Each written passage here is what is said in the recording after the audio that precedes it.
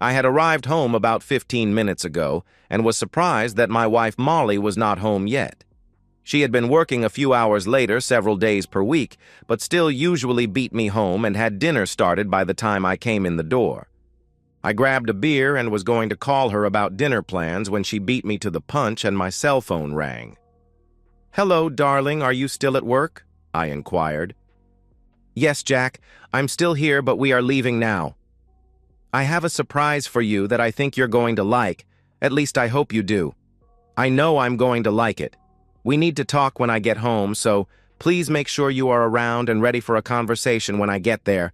I'll be home in 20 minutes. "Should I start dinner or run out and pick something up?" I asked. "No, Jack. We won't have time for that tonight. At least not until later. But Jack, just remember that I love you and only you and I can't wait to see you." "I love you too, and I'll be waiting for you with open arms." 20 minutes later, my wife Molly walked in, and I thought right off the bat that she looked a bit rumpled, with wrinkled clothes, her stockings were gone, and her makeup and hair were a bit messed up. "Wow, you must have had a rough day, Molly. You look kind of disheveled." "What's up?" Molly quickly moved to me and put her arms around me and looked up into my eyes as she whispered, "Jack, you know that I love you so much, and I know that you love me and would do anything for me. Do you agree?" "Sure, Molly. I might not kill for you, but I would do just about anything else. So, what's bringing this conversation up? I can't wait to hear what predicament you've gotten into this time." "It's nothing like that, Jack. Just let me talk, and when I am done, you can ask me questions. You know how you pretty much let me decide almost all of our decisions, and you are so nice to me and loving that you let me do almost anything that I want." "Well, I was telling my boss Ralph about our relationship over the last few weeks, and he had a few ideas that seemed to make sense to me. He had me read a few stories about submissive men who like to be dominated by their women and how this really helps make their relationship work. I have to admit, Jack, the stories were very good and really got my fantasies going over the last few weeks. Molly, yes, I am nice to you and let you have your way about any of the decisions that aren't life-altering or major. But if you remember, I decided on the house we would buy, the cars we would buy, how we invest our money, and the major financial decisions. But I admit, I love letting you make the decisions on the things that are important to you that make you happy, like vacations, what movies to see, what restaurant to go to, even what clothes I should wear. But I don't think that makes me submissive, just in love with you and wanting you to be happy. My dad told me the secret to a happy and stress-free marriage is to not sweat the small stuff. Then he reminded me that almost everything is small stuff and life should be lived as positively and happily as possible. Okay, Jack, but I still think my boss was right when I compare you to him. He is domineering, powerful, and takes what he wants. People cower to his strong personality, and they do what he decides, not the other way around. He explained to me that he is an alpha male, dominant, and at the top of the pecking order, while people like you, although they are loving and nice, are more beta males and like to be dominated and submissive. They may not know it yet, but it's there waiting to come out. Well, I think that is some third-degree pop psychology nonsense, and I totally disagree. But where are you headed with this? When I said that, I saw some guilt, and the confidence that had been there faded a bit. Jack, my boss has told me that he is going to be intimate with me in a way I've never experienced before. He is well endowed and often brags about his skills. Over the past few weeks, after hours in his office, he had me feel it occasionally, and I have to admit it was quite prominent and responsive as I explored it. I know it wasn't right, and I probably crossed the line that a young married wife should avoid, but it really excited me, and I've been having fantasies about him the last few weeks, as he had been seducing me at the office. He explained to me that you are probably going to really enjoy me being intimate with him, that you, being submissive, might even want to watch. And if not that, you and I will have the most incredible intimacy of our lives when you reclaim me after I have a session with him. I looked at her, waiting for the punchline to come out, but suddenly realized she was serious and that she was telling me she really had been feeling him up and who knows what else. "What the heck, Molly, you have to be kidding. How would you ever think I would put up with that?" "Jack, I know you love me, and I know you want me to be happy. I'm convinced that this will bring our love and our intimate life to a whole new level." "Molly, are you telling me that you've been intimate with your boss?" "What the heck have you been doing, Molly?" I asked angrily. "Oh no, Jack, I would never cheat on you." "Nonsense, you already have. You've been having intimate conversations with Ralph, and you've already told me that you felt his private parts. Has he been intimate with you?" I asked. She cast her eyes down and couldn't look me in the eye as she said, "No, Jack, not yet. He did touch me intimately in the car on the drive over here, and he is waiting in the driveway for us to have this conversation, and then he is coming up to our bedroom and we are going to be intimate. You can watch if you want. Ralph would like that. But if not, when we are done, you can come up and I will let you do anything and everything to me that you ever might have fantasized about." "You're kidding me. He is outside right now and you let him touch you and you are believing his nonsense. The thought of me being with you after you have been with him makes me want to vomit. And what happens now, Molly, if I say no and ask you to send him away?" Molly now had a look of panic. I could tell she wasn't ready for this response, so now she evidently was going to try a more assertive approach, probably having been coached by her slime bag boss. "Jack, you love me and I want this. You always let me have my way and I've decided this will be good for us. We will at least try this once, although I am sure it will be so good that we will likely want to continue. Now I'm going up and making myself beautiful for him and for you. You can let him in and then wait for us to finish. I know you will want this for me, because you love me, and I know this will be so good for us." "Well, Molly, I can see where your head is at and where our marriage and vows are apparently at. So you go ahead and get ready, and I'll just go out and talk briefly to your friend," I shouted. "Jack, he isn't my friend. This is just raw, powerful, domineering time. I will always only love you and be yours forever, and you'll be mine." With that, Molly came to hug and kiss me, but I pushed her away and saw the surprise and hurt in her eyes. "Well, don't let me hold you up, Molly. I can see that you are doing this no matter what I say. If not now, then soon, maybe without even telling me. Regardless, you've actually already cheated on me. So go ahead upstairs and get yourself ready." Her look of guilt and shock at my statement made her pause, but she turned to walk away. On the stairway, she turned and said, "You'll see Jack. This will be epic." "Yes, Molly, it is going to be epic. You have that right." After she climbed the stairs, I went into her purse and took out her car keys, her house keys, and her phone. From her wallet, I took out our joint credit card, and I then went into the kitchen and grabbed a tea towel from the linen drawer and a few zip ties from the utility drawer. I also grabbed a very large meat carver from the knife drawer and went out to meet Ralph. Ralph was sitting in his car in the driver's seat, reading his phone, and when I came out, he lowered his driver's window and said, "Well, little Jack, I guess your wife told you the score? Don't worry, I'll still let her have time with you, at least for now, until she is fully under my power. You'll enjoy—" I never let him finish his last statement. I put my whole body into the angriest, most vicious left hook I could muster and hit him square in the nose. The satisfying crunch of bones and the gush of blood confirmed that I had done some damage.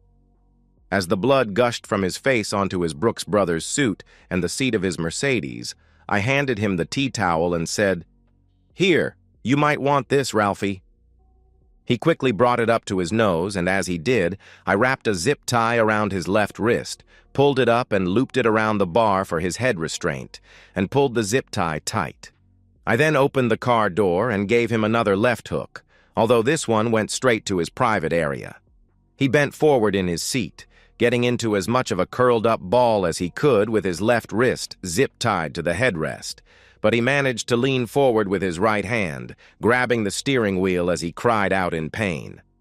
I immediately seized the opportunity to zip-tie his right hand to the steering wheel. I leaned over by his face and said, "So is the big, strong, dominant alpha male having an issue asserting himself? What a pathetic scumbag. You analyzed me and this entire situation as poorly as possible, and you are going to learn the error of your ways. Unfortunately for you, Molly is expecting something epic. So what do you say? Let's give it to her." I walked over to the front yard and picked up the water hose that was lying in the grass. It had the steel water spray nozzle attached, perfect for what I had in mind. I walked back to the side of the car, swinging the hose next to my body like you would swing a lasso or a sling, and after building up an acceptable amount of speed and momentum, I let it slam into the passenger window, shattering it into a tumbling mass of safety glass pieces, covering the inside seat and floor of his car. I then walked to the front of the car and swung again at the windshield, and although I wasn't able to break it after a couple of strikes, I did fill it up with cracks and dings, as if the car had been pummeled by hail chunks for the size of golf balls. I decided as long as I was up front, I would smash out the headlights too, and that gave me a great deal of satisfaction. I walked back to the driver's window and, laughing, I said, "I guess you might need a bit of work on your car." Then I grabbed the knife out of my back pocket and quickly leaned into the car and put the knife on his neck against his jugular vein. In my most intimidating voice, I hissed, "How many times did you be intimate with my wife as you tried to convince her that I would allow this to happen?" I could see the fear in his eyes as he stuttered. "Just twice over the last few weeks. It didn't mean anything. It was just physical for both her and me. Just let me walk away and you'll never see me again." I looked at him like he was some pathetic form of scum and said, "I am not going to kill you, at least not right now. But if I hear anything from the police or if I get any other issues coming my way about our little talk today, then I'll be back to find you. If you go to the police, I'll likely go to jail. Maybe I'll get bail, maybe not. Maybe I'll do some time, maybe not. Regardless, at some point in your future, I'll find you. Maybe in a parking lot walking to your car. Maybe in the elevator at work. I'll find you and I'll slit your throat and spit on your face as I watch you die. It's your choice. This can be the last time you ever see me, or you can be watching over your shoulder for the next week, month, year, until the time to end you is right." With that, I leaned over him, stuck the knife into the passenger seat, and said, "Your friend Molly is going to need this to cut you free so you can drive her away. Or maybe she'll be driving you to the ER. Whatever. Just make sure you get her out of my sight." I walked into the house, and when Molly heard the front door close, she yelled down from the bedroom, "Is that you, Ralph? Come up her and be with your friend. Did you get everything worked out with Jack?" My first thought was, what an incredible fool. Who was this woman? I replied, "Molly, Ralph is still out in his car. He wants you to come out and talk to him. I think he might be having second thoughts." A minute later, Molly came down, no doubt wearing lingerie I had bought her underneath the robe she had thrown on. "What happened, Jack? Did you assure him things were okay?" "Molly, I assured him what his future entailed depending on his course of action. You should probably step out and talk to him." She gave me a look of confusion and said, "Jack, please remember I love you and this will make us strong." "Sure, Molly. I already feel stronger." She smiled and walked out the front door, and I immediately locked it behind her. I walked to the garage and pushed the lockout for the garage door opener, and it was when I was walking upstairs that I heard her screams. "What have you done? Jack, you come out here this instant and fix this." I ignored her request, went up to the bedroom, and pulled out one of our carry-on suitcases. I grabbed a good fistful of clothes out of her underwear, bra, and socks drawer. I pulled some t-shirts, jeans, and sweaters out of her closet and put them in the suitcase, and then went into the master bath and threw into the suitcase as many of her cosmetics, combs, brushes, and perfume as I could fit. I went back to the closet and grabbed a pair of her tennis shoes, too. I walked to the spare bedroom in the front of the house, opened the window, and yelled out, "Molly, here! You might need this," tossing the suitcase out onto the driveway. I could only hope some of the perfume bottles had broken. But whatever. Not my problem. I then hurled the tennis shoes, taking aim at her head, but she managed to duck both of my throws. She looked up at me with tears in her eyes and said, "Jack, please, what are you doing?" I was sure this was something you wanted. "I'm sorry. I didn't want to make you mad or hurt you. I can't believe how cruel and vicious you have been to Ralph. For God's sake, he is my boss. Please, Jack, let me in, and we can talk our way through this." I looked at her and said, "Molly, I can't even begin to tell you how ridiculous you've sounded since you came home with your little ploy to turn me into your passive observer. I'm wondering if you had a stroke, or are on drugs, or maybe I just never knew how shallow and pathetic you really are. Whatever, it doesn't matter at this point. I want you to get out of here. You should probably drive your friend to the hospital, but on the way, make sure to ask him about what happens if one word of today's actions comes back on me from the police or anyone else. I'll get the rest of your stuff packed into bags and you can tell me where to drop it off, but don't you dare come back to this house ever again." With that, I slammed down the window, went back downstairs, opened the front door, and threw her purse at her head, this time at least catching her in the chest. Before I slammed the door, I couldn't resist adding, "Was that epic enough for you, Molly?" I locked the door and walked to the kitchen to open my second beer of the day. I realized I needed to talk to my lawyer right away, just in case the police showed up. I also needed a reference for a good divorce attorney. I went to the front window and saw Ralph yelling and cussing at Molly as she cut the zip ties off. She put her suitcase into the trunk. He got out and moved into the back seat and lied down, and she got in the car, sobbing and looking like she was in shock as she put it into reverse and backed out of the driveway. As the adrenaline in my system settled out and I started to relax, I was totally blown away by what had happened, how my wife had gone off the rails so badly. I was amazed and somewhat scared at what I had done in a fit of anger to her boss. I was way too close to actually slitting his throat, and now understand that she just isn't worth it. I laughed when I thought about the line of nonsense he fed her about being the alpha and me being the beta. Being a nice, easygoing guy and letting your wife have the final word on the benign decisions was done out of love and a quest for a happy wife, a happy life marriage. But she should have never misunderstood kindness for being a submissive beta personality that would let her observe me with a dumb person like Ralph. Wow, I never saw that coming. Molly stayed away from the house for the next several days. I kept getting calls from unknown cell phones and assumed they were Molly's since I had confiscated hers. Finally, she left a voicemail, pleading for me to return a call to her on that number so we could talk this through.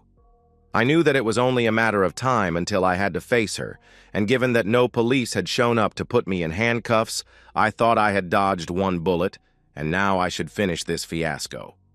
I called Molly and told her to be over in 1 hour and we could talk.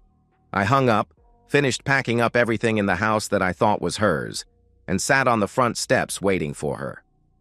Molly pulled up in her car, which she had evidently retrieved from work. I didn't know if she had been staying with Ralph, her parents or friends, or in a motel, and I was a bit surprised at myself for not really caring where she had been. She hopped out of the car and gave me a tentative wave before walking over to sit down on the front steps with me.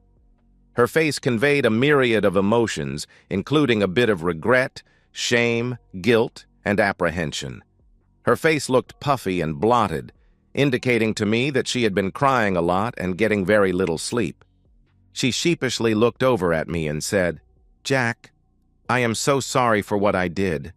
I don't know how I let Ralph talk me into approaching you about me being intimate with him and you being submissive and liking it. I have thought back over the last few weeks and don't understand how I fell for his whole line of nonsense. I guess it was his dominance and insistence on how this would be so good for us, and how I would have the best experience of my life, both with him and with you after him. I think about it now, and you must think I went crazy, and I guess I was for a little while there. But Jack, I'm back now, and I love you and want only you. I beg you to forgive me, and I promise that I'll be the best wife you could ever have and spend my life making it up to you. So, Molly, how was Ralph in the bedroom? Did you have the fantastic experiences that you apparently were dreaming of? Did his massive anatomy? Stop, Jack. I never touched him after that. And he is so afraid of the things you said that he fired me and doesn't want to come near me. Besides, he was in the hospital for 2 nights after what you did to him. He made up a story of a mugging on the way to the hospital, and we both stuck to the story so you would be off the hook. Well, at least he got one thing right. What do you want, Molly? Jack, I want you. I want to come home and be your wife for the rest of our lives. I want you to forgive me. I'll do anything to make it up to you. We can work through this and be better than ever, Jack. I have decided that you are the only one I can ever love, and I need you to forgive me. What do you say, Jack? Can I please come home? Molly, I've done a lot of thinking, and this is where I'm at. You and I were in love for 2 years and married for 3. Now, after only 5 years, you were evidently already bored with our lives, or at least our intimate life, and looking for more. You may think you love me, and maybe you do, but you sure as heck don't respect me. There is no way that you would think of me as some sort of submissive beta male who would willing to let you be with your boss and have me clean up after him if you had any idea of what love or respect really is. Besides, Molly, you did cheat on me. Ralph told me you were with him at least a few times over the preceding weeks as he was talking you into this alpha-beta male nonsense. Your desires overtook your vows and the promises you made to me, and again, that is after only 5 years. What happens at 7, 10, 15, or 20 years? How many times will you get bored and break those vows? Jack, I would never do that to you. You already have, Molly, so don't say never. No, I've given it a lot of thought. We don't have kids, don't have much in the way of savings, and our only real asset is the house, which has very little equity in it. I've decided, Molly, that the risk of staying with you is far greater than the benefit of staying with you. I truly believe it will only be a matter of time before you rationalize an affair, and based on how it went with Ralph, this time you will just go behind my back. I have no trust in you anymore, and even worse, I have lost my respect for you. I can't be with someone who doesn't respect me and who I no longer respect. Molly had started tearing up as I was explaining my decision, and she was now sobbing as I told her we were finished. Molly, we are getting divorced. You keep your car, I'll keep mine. We can split the savings, sell the house, and both walk away. We're both still young, and I'm hoping to start again with someone who will love me and respect me for who I am. I've already got a lawyer started on the divorce, so we can do this amicably, or you can and probably should get your own lawyer. Now, let's load up your car with your stuff and you can drive off and be with as many big alpha males as you desire. I'll start moving out next week so we can get the house on the market. No, Jack, no. You have to forgive me. I need you. I love you. I do respect you.